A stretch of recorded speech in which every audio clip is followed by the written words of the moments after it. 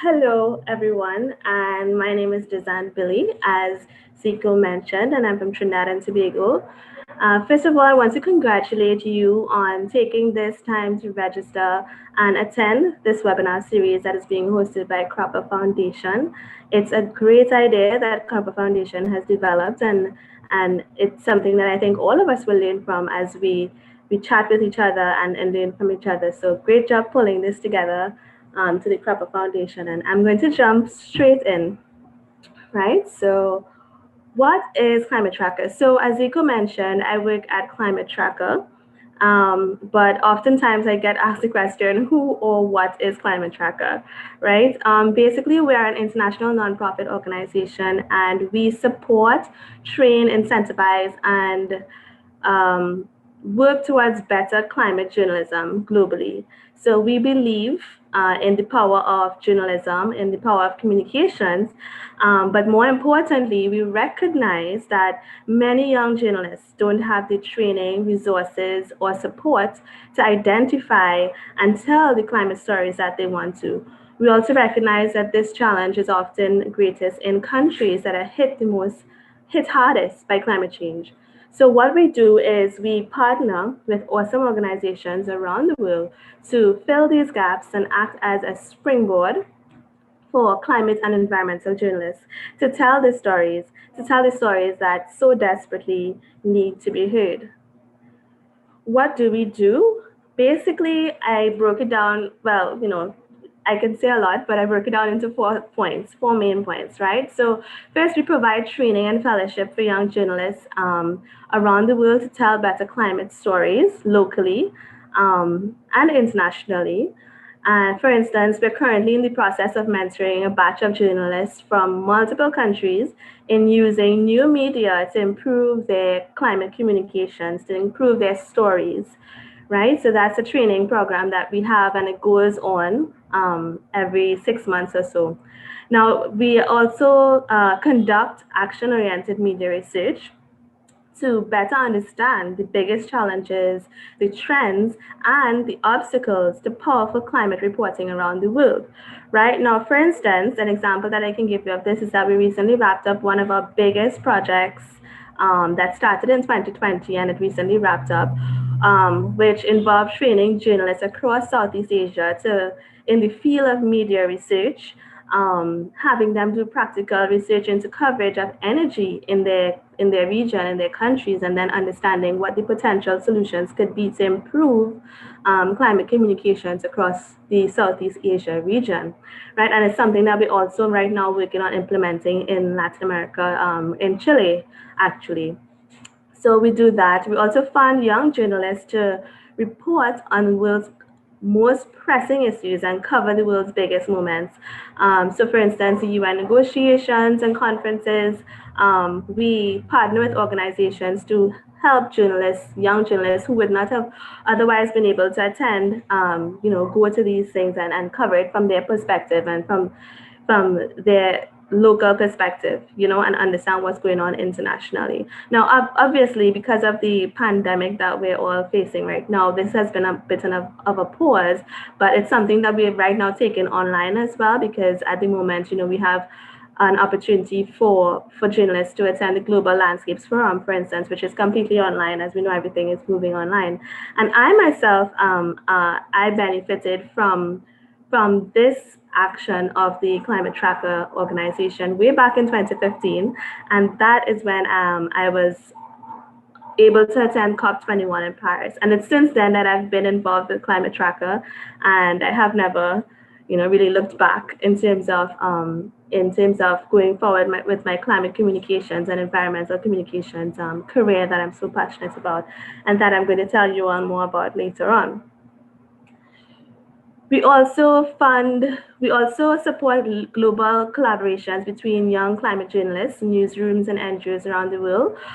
For instance, in 2020, we conducted a sustainable food media fellowship to fund climate communicators from Kenya, Uganda, Zambia, Indonesia, and Bolivia to write stories about the production of food and access to sustainable food and agricultural practices in their countries. So We partner with organizations, as I said before, and it's something that we hold core to our operations in terms of, forming partnerships locally in countries around the world. So that's just a quick look at Climate Tracker and what it is we do. Now, how do we do all of this? Well, this is just a photo of some of us. Like, this is just to show you some people, right? How do we do all of this? We are a globally diverse team, and I'm part of the communications and outreach team. Now, in this team, we focus primarily on communicating, different campaigns that we run, that we develop for journalists and climate communicators to engage in. But in addition to this, we also engage in creating our own content surrounding climate change, major climate change issues, as well as we publish our own stories, tapping into journalists around and communicators around the world, right? So that's how we do it. And that's where climate communications comes in. Now, what is climate communications? Now, on the surface, climate change communication is about educating, it's about informing, it's about warning, persuading, mobilizing, and solving this critical issue that is climate change. Now, you see how many words I just called out, right? There are so many aspects to climate change communication.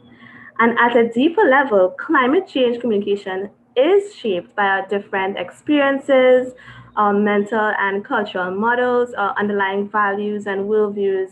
Now, when you look at communications, early scholars describe simple transmission, just describe communication as, simply the transmission of a message from a messenger to the audience, right? But in the modern world that we live in, this transmission model is way too simplistic, right?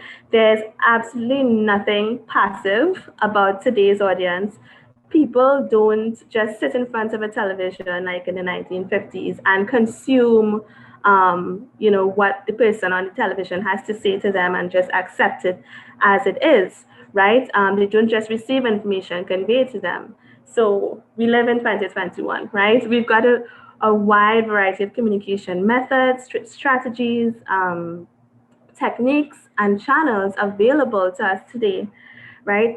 In many situations now, there are a variety of messengers who craft and transmit different, sometimes opposing messages through an ever-growing number, complexity of channels and to diverse audiences who have their own pre-existing beliefs, attitudes, values, and who actively interpret and construct their own meanings from messages they receive, which in turn communicate through their own networks, right? Now, communication occurs within a rich, highly complex and dynamic system of individuals, organizations, and institutions with sometimes widely divergent knowledge, politics, and cultures. And it's through these dynamic processes that societies develop climate change awareness, understanding or misunderstanding, concern, and action. Individuals, communities, and societies come to understand, care, act on climate change through their communication with other people, through what they see, through what they hear, right? So altogether, climate communicators seek to understand the processes for communicating climate change and develop effective communication strategies and tactics to address the climate emergency. That is the core of the role of a climate communicator, the role of a journalist who is actively focusing on climate change or on the environment, right? It's all about transmitting the message in the best way possible, right?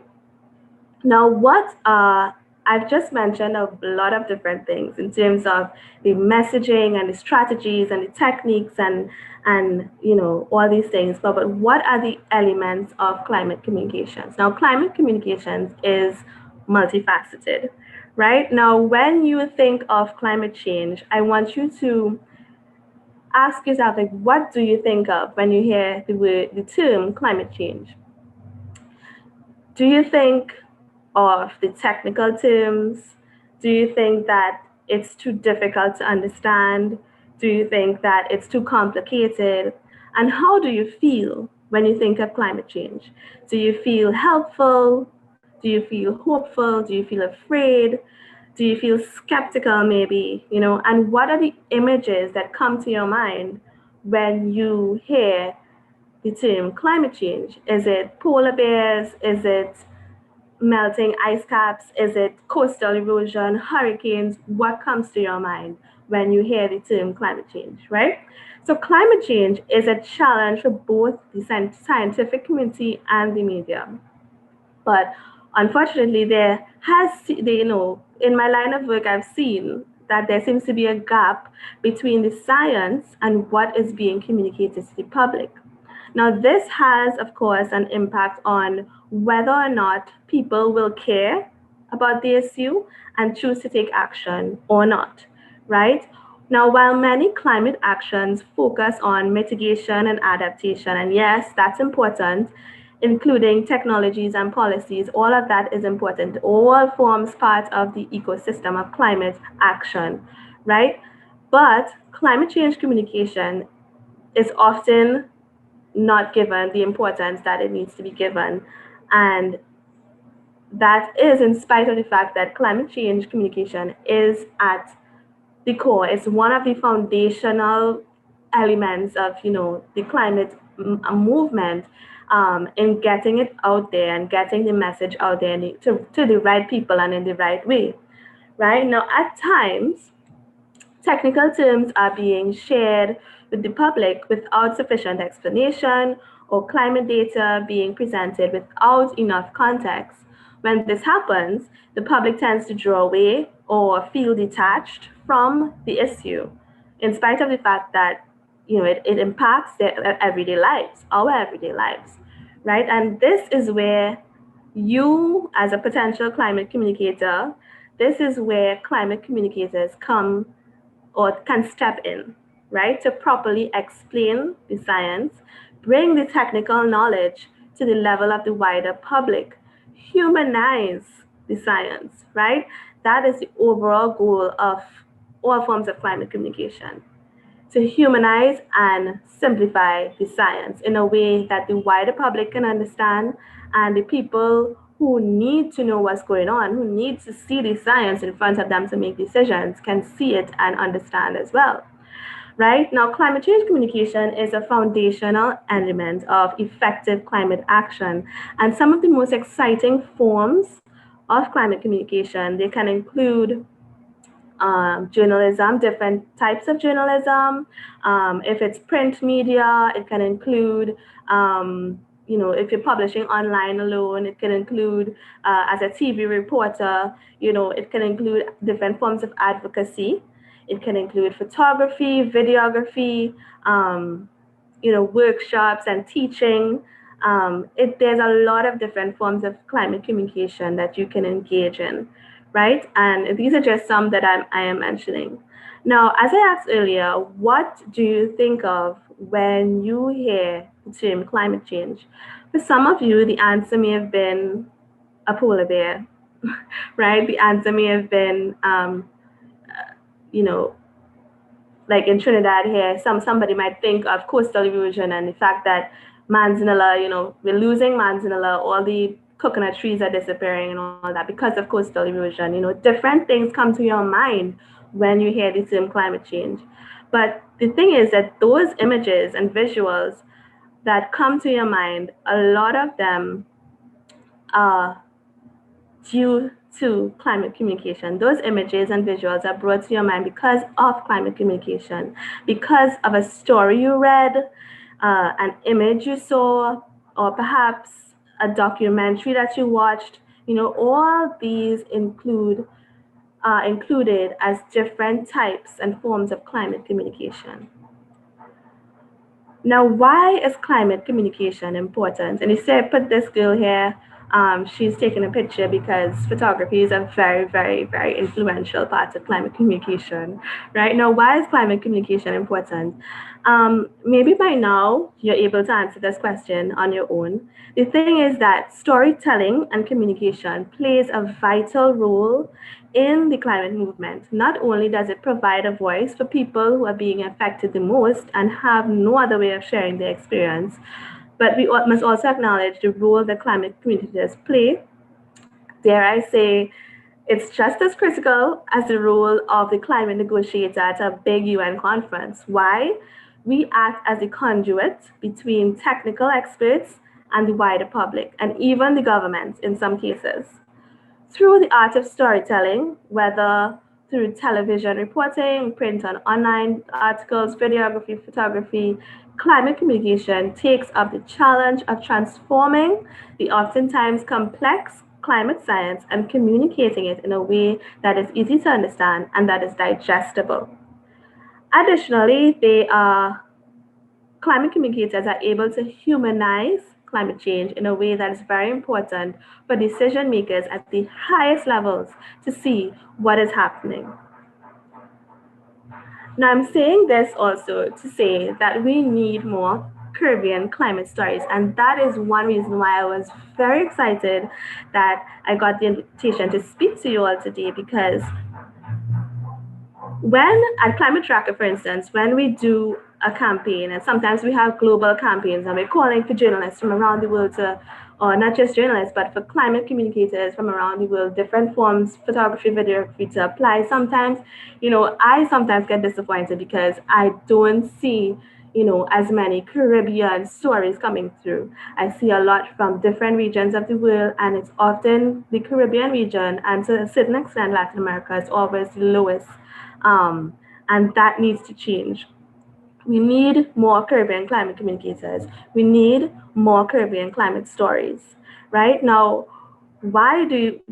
perhaps when I asked that question earlier, what came to your mind when you heard the term climate change? Perhaps it was polar bears.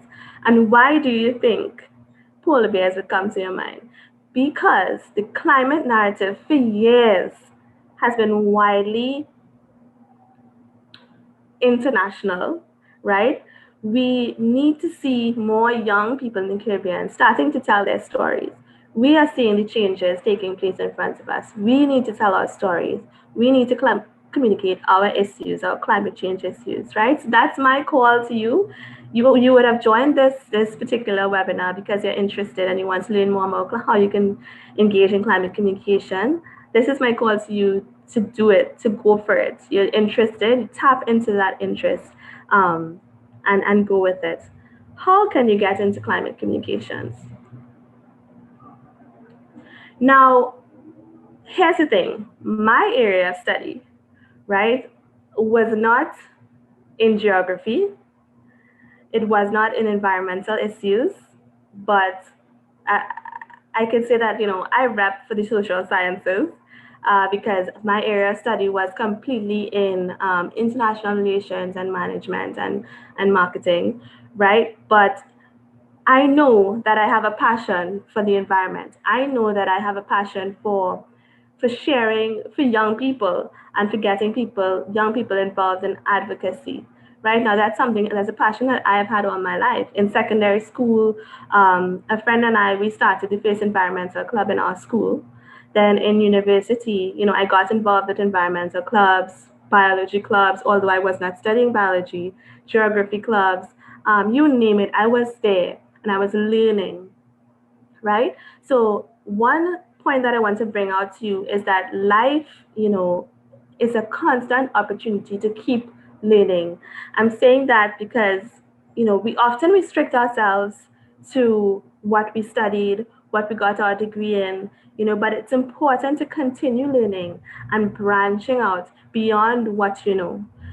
Yes, I studied management and international relations at university, but when I graduated, I continued to pursue my passion for communications. I continued to pursue my passion for learning more about the science, the climate science, and journalism, and doing courses in digital marketing, in journalism, in photography, videography, pursuing the skills, skilling up, as they would say, and getting the skills outside of the classroom, the traditional classroom, to become, to get the knowledge and the that I needed to do what I was passionate about.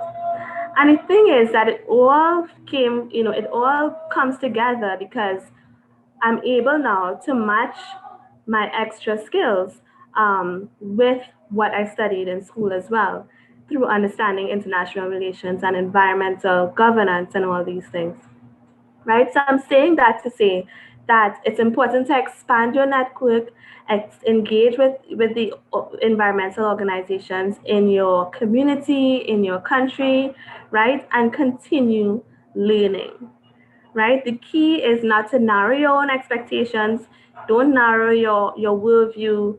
Don't narrow your potential. Keep expanding, keep learning, keep growing your networks. And even if you're someone involved in technical aspects of climate and environment, you are the scientists, you are the technical experts. We climate communicators, we need you, right? We oftentimes we find a situation where technical experts tend to operate in their own silos, right? And without sort of linking with communicators, with the journalists. But we need to break down those barriers. We need to be able to collaborate in a way that the right knowledge, the right science that needs to get out in the best way or the most effective and efficient way gets out to the people that need to hear it. You understand? So you can work your way into climate communications by linking with civil society organizations. We and I say we because I wear so many different hats, but civil society organizations often need the technical knowledge and need the technical, experts on board with them as well. So link with them and learn from them. So I think this is my last slide. Now, I just wanted to share with you some quick career advice as well that I have learned over time, and one of them is to set aside a plan. Force yourself to set aside time to think. You want to create time to think through where you are in your career and where you want to be, right? And when you're able to do that, you then are able to identify the skills that you need to develop. You're able to identify the networks that you need to join. And when you do join them and when you do get those skills that you need, it's important to engage. And when I say, engage is a word that a lot of people just sort of use wantonly, but engage in the right way, engage with the right people, engage with the people on the ground in community-based organizations, the ones that are out there, engage with them. Find yourself engaging with the high level people as well, because they are decision makers at the end of the day, and you want to understand everything in order to have, that climate communication at the tip of your fingers in the way that it needs to be. So engage. Don't just sit down and wait for opportunities to come to you. Go out there and find them and engage. So I think that's it. Thank you for listening to what I had to say, and I hope that it was useful to somebody in some way.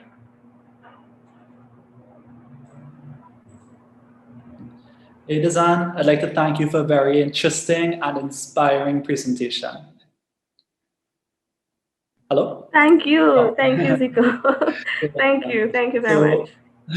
We're going to head now into the Q&A segment, Dizzanne. So I'm hoping that some people will submit some questions and that you can answer very directly, give very direct advice, speak to very specific concerns that some people may have.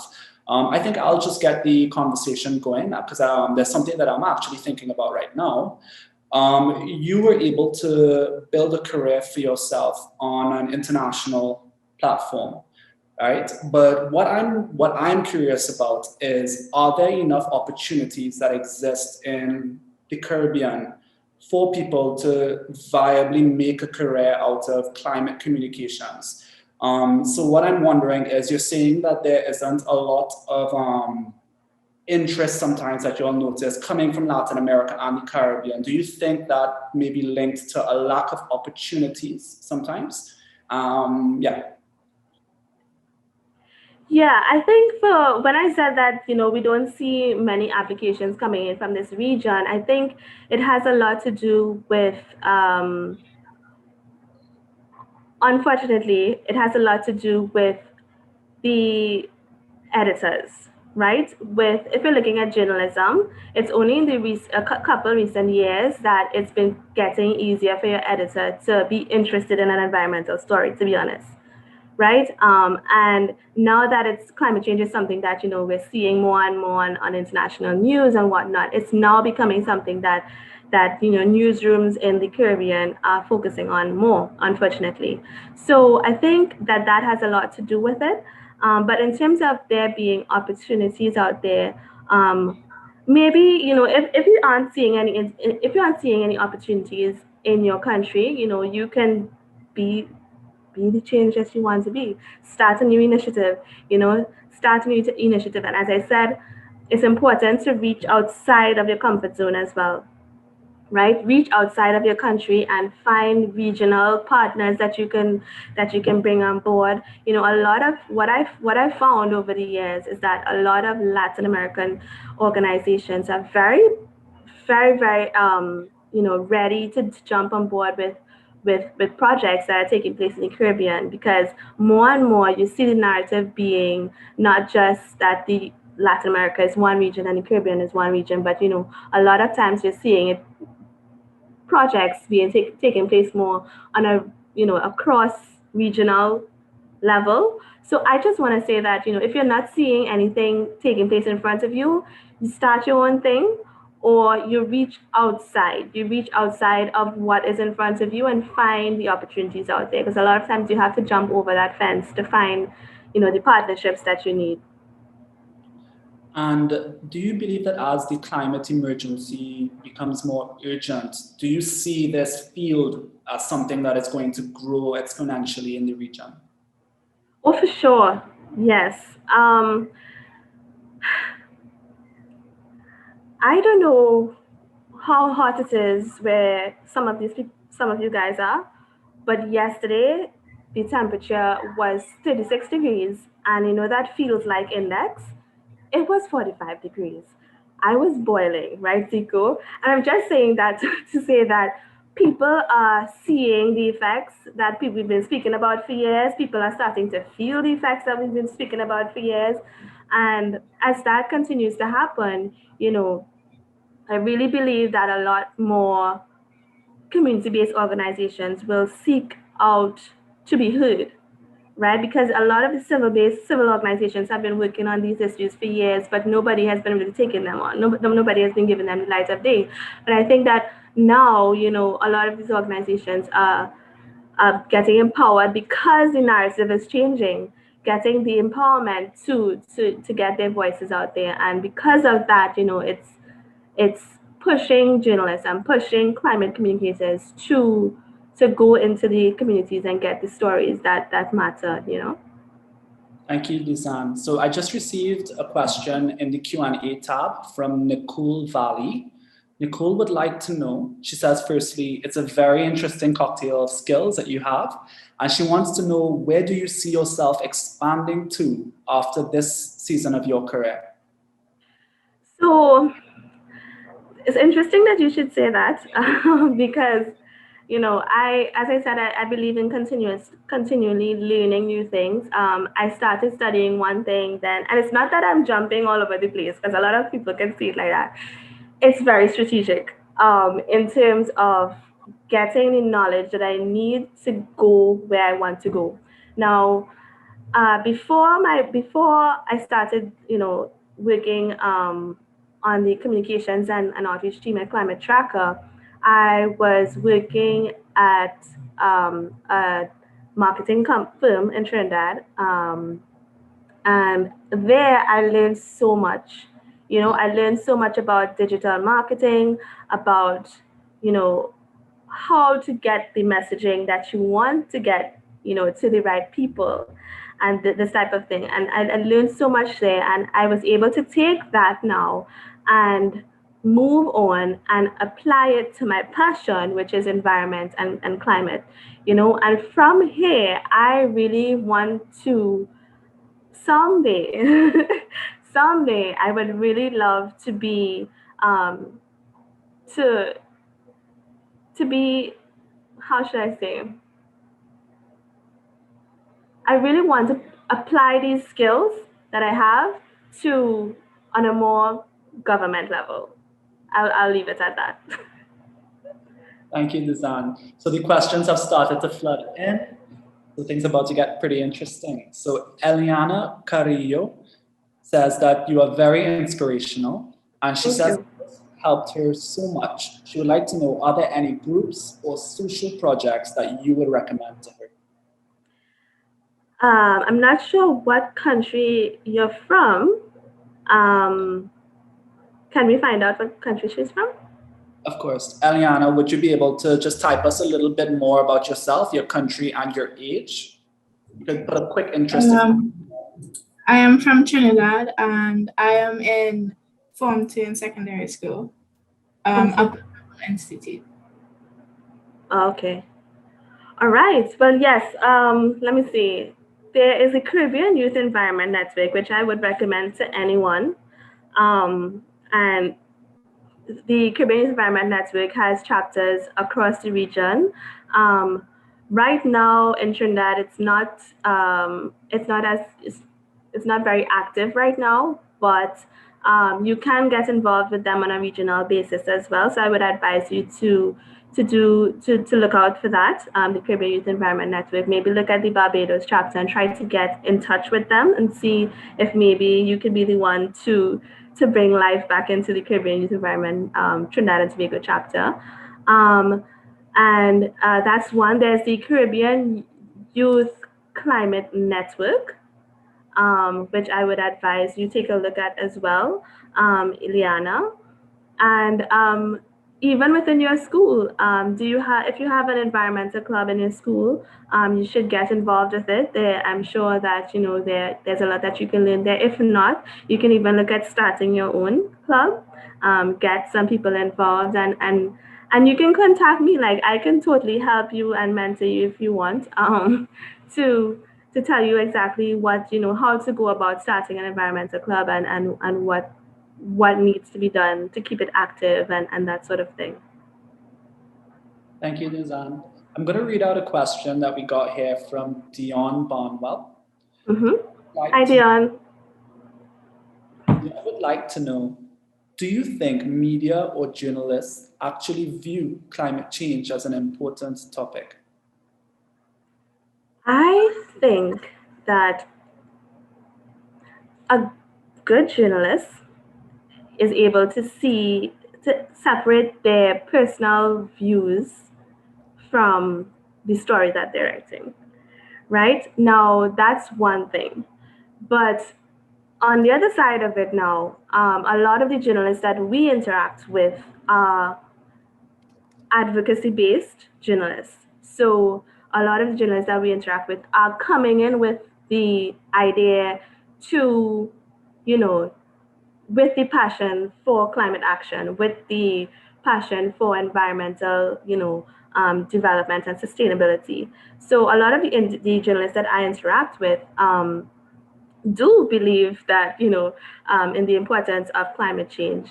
And if not, like in some cases where I do interact with journalists who are just kind of just like dipping their toes into the world of climate and environment, they learn a lot in the end, because you see for yourself just how many stories there's so many stories to tell in this climate and environment world, whether it's a technical story, whether it's thematic based on biodiversity or whatnot. Everything is related to climate change and environment. It's a very pervasive topic. And as a journalist, once you tap into that, you see for yourself the wide world of stories that you have at your fingertips.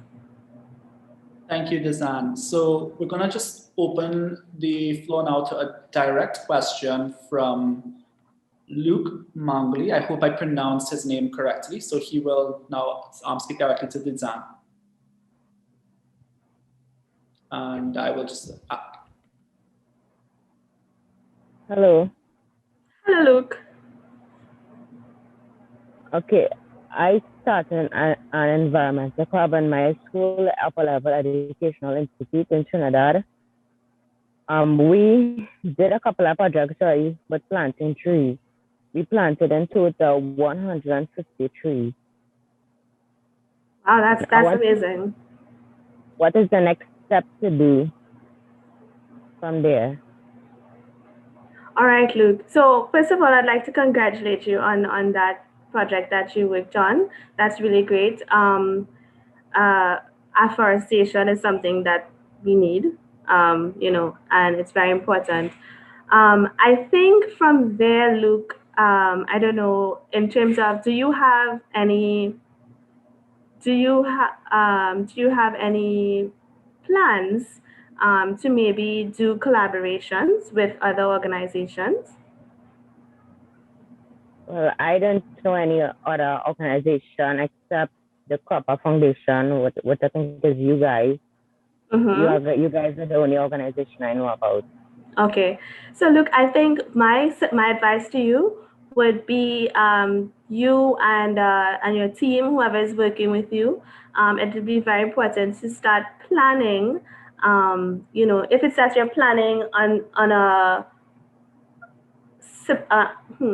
if it's that you're planning on a 3-month basis, or every 6 months, you plan the themes that you want to look at, that you want to learn more about. You plan, and then from there you're able to do some research based on the themes that you're looking at. Do some research and find out which organizations can help you. Maybe you can bring them in to speak with the people in your club, that sort of thing. So for instance, what I mean by that is, maybe for the next month or so, you want to look at biodiversity, right, in Trinidad.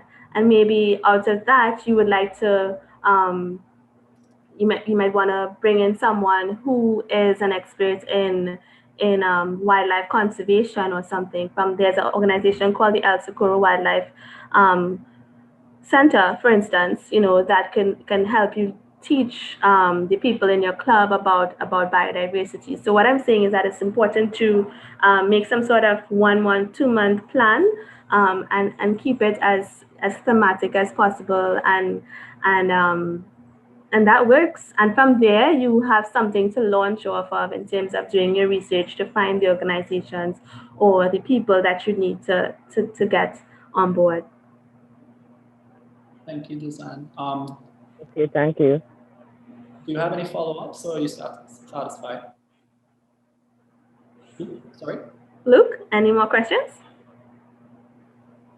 Okay. No more questions. Okay. All right, thank you, Luke. So we'll just move into the next question, which comes from Destiny Joseph. Destiny would like to know, the question is, what is some inspirational advice for the young persons who would like to help? My number one advice to any young person who would like to help is to use your time wisely. Because in the world that we live in today, unfortunately, and added to that, being under in this pandemic situation, it's easy to get caught up in random things. It's easy to get caught up in the YouTube black hole. It's easy to get 4 hours to pass and you're on TikTok and you're like, oh, wow, 4 hours just passed. What did I do? There are a lot of distractions around us right now. And so my number one advice would be to use your time wisely. If you know that you have a passion for the environment, if you know that you have a desire to someday get involved in some aspect of the environmental sector, if it's communications, if it's from a technical perspective, use your time wisely in doing research, in doing not just research in terms of learning more, but in terms of networking and meeting the right people, well, meeting the right people online, because, social distancing. But in terms of meeting the right people and knowing the right organizations, connecting with them, send an email, send a message. Hi, I'm Destiny, and I'm from wherever, and I'd like to learn more about what you do. Something like that. So my number one advice is to use your time wisely and think about your future, and not just immediately what's in front of you. All right, thank you, Dizzanne. So next we have Christiane. Sorry, did I pronounce that correctly? Christiane Zakur, and she'd like to ask you a question directly. And Christiane, feel free to ask a follow-up as well if you would like. Thanks. Yes, you pronounced my name correctly. It's Christiane Zakur. Hi, Christiane. Hi, Dizzanne. I have a two-part question. So I don't know if I should ask the first one first and then the second one after. The first one is, do you think a climate journalist needs to be a journalist first? Okay, that's a really good question, Christiane. And I strongly believe that it depends. A lot of journalists would say, like, for instance, let me give an example. And this might get a little technical, but for instance, right now there's a big call this week. It's called the Climate Emergency Week, right? Because of Earth Day being today, because of certain actions that are taking place internationally in terms of the Leaders Climate Summit that President Biden is holding, in terms of different organizations that are really channeling and trying to use the digital space for the purpose of raising the voice for climate emergency. And one of those things, for instance, is a call for journalists. There's an international call right now for journalists to start using the term climate emergency, right? For journalists to start saying it's not just climate change, and it's not just something that will happen eventually. It's a climate emergency, and it's something that people are facing now. That's the call. That's the international call right now. And when you look at something like that, a lot of people, there are some journalists who would say no self-respecting journalists, will call it a climate emergency just because of this call for journalists to call it a climate emergency. That a lot of journalists would say, no, okay, so we're going to step back and we're going to see what this term means for different people, different groups and whatnot. So I'm saying all that to say that there are different factions within the journalism space when it comes to climate journalism. There are those who actively pursue telling a certain narrative, a certain story, and is not afraid to approach their journalism with an advocacy, stance, and say that this is a climate emergency and this is what is happening. And then there are those who would, just say that, it's not necessarily an emergency, but this and this and this is happening, and you can call it an emergency if you want or not. So I'm saying that, because they're just different factions, and different journalists approach climate journalism in different ways. I'm really happy you talked about advocacy because that is my next question. I do agree that the way that we think about language influences the way that we think about a lot of things. Mm-hmm. And my next question is talking about when you said that environmental storytelling humanizes the crisis. Where do you find the balance between sharing stories from other people and getting mired in the misery? Or in other words, how can we keep climate journalism proactive? Because journalism is fundamentally reactive because it tells stories after something has happened. Mm-hmm. So for me, we tell stories. What we do at Climate Tracker, what we do is we focus on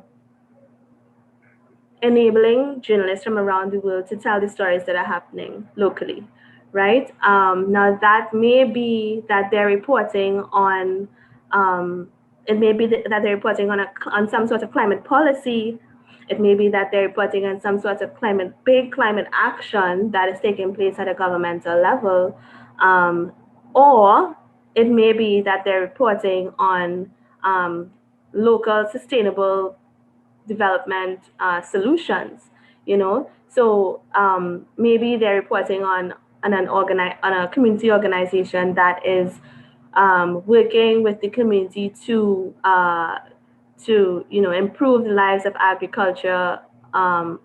of agriculture workers, of farmers who are affected by climate change.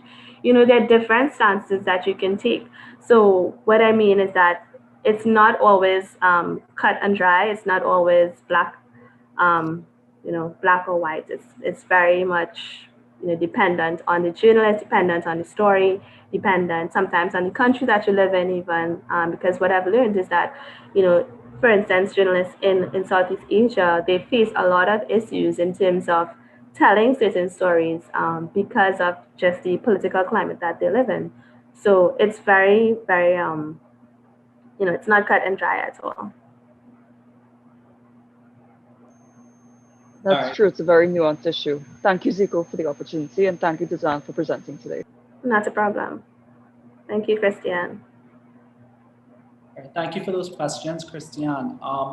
Actually, before we close, Dizzanne, I just want to revisit the first question that Christiane asked you, which was, is it more important for journalists to have a background in journalism, communications, or can you sort of become a climate journalist with that more technical background that you spoke about? Because you said the role of communications is really to sort of simplify that message, make it accessible to the general public. So I think maybe what Christiane might have wanted to find out there is, can somebody who is a scientist sort of have decide to just turn their entire life around and go into these sort of communications role? Would they be able to do that effectively? Yeah, I think that I've seen for myself a lot of technical experts become journalists. Honestly, I've seen it happen. And the first step for, if it's something that you want to get specifically involved in journalism, then it's important that you do the required study that's needed, right? Because if not, you're jumping into a world where you can easily get lost, right? Now there's journalism, and then there's climate communications, right? Now at certain times, communications and journalism, they can be one and the same, and in other instances, it's totally different things. So for instance, it depends. If you're looking to get into journalism, I would advise you to do the required study that's needed and get the get the qualifications that you need to become specifically a journalist. In terms of communications, there's also a lot that you would need to learn. You would need to take a look definitely at getting into different, how should I say, different areas, different fields of study, right? So for me, for instance, as I said before, I sort of started to branch out from what I studied in terms of international relations, and I started to learn more about marketing. I started to learn more about to get skills in videography and photography and data science and all these things, because all of these things form form the holistic communicator. So for me, it's really important to find out what you need to learn to become or to do what it is that you want to do, and then really get in touch with it and in tap with it. Okay. Does that answer the question? Yes, I think that was how I interpreted her question, and I think it definitely does answer it. One point you mentioned, people with technical backgrounds who want to get involved in journalism. Would you see that being feasible with an online course, an internship in a newsroom, or does that require intensive study? Okay, so for instance, through Climate Tracker, we have hosted workshops, online workshops in a lot of countries all around.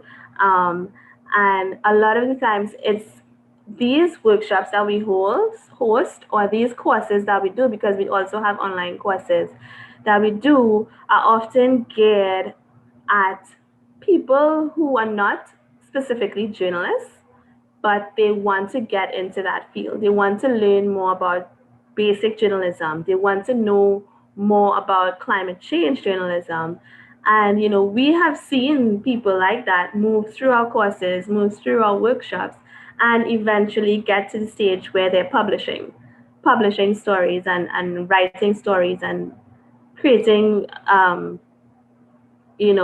media focused stories in terms of photo stories and these type of things. So it depends. I don't know if you want to become the next Anderson Cooper, or that's one thing. But if you're looking to get to start sharing the stories that you see around you, you can look at these online courses for sure, because the important thing is that you know how to write, in terms of being able to tell a story in a compelling way, and that when you're pitching to editors, that you can clearly articulate why your story is important, how it's going to impact the reader, and somehow be able to convince editors. And once you get that first story published and you get your feet wet, it's much easier to go from there and start publishing more stories. Thank you, Dizzanne. And it is now 3 on the dot, so it is now time for us to wrap up. And thank you so much for taking the time to answer all of these questions. I want to give you an opportunity to leave us with some final thoughts, and of course to share with all of our attendees, if you'd like, to your contact information, and also a link to Climate Tracker's website and any other resources that you may have that you think could be useful. Sure. Okay. So you can contact. So the website, I'll put it in the chat, is climatetracker.org. Right. So just search climatetracker.org and you will find our website. And from there, oh, thank you, Umar. So Umar put it, climatetracker.org. And from there, you will see all our social media. You will see. You will also see the team, so you can go to our team page and you will see our team. You can get in contact with us there, or you can get in contact with me directly. My email is dizzanne@climatetracker.org.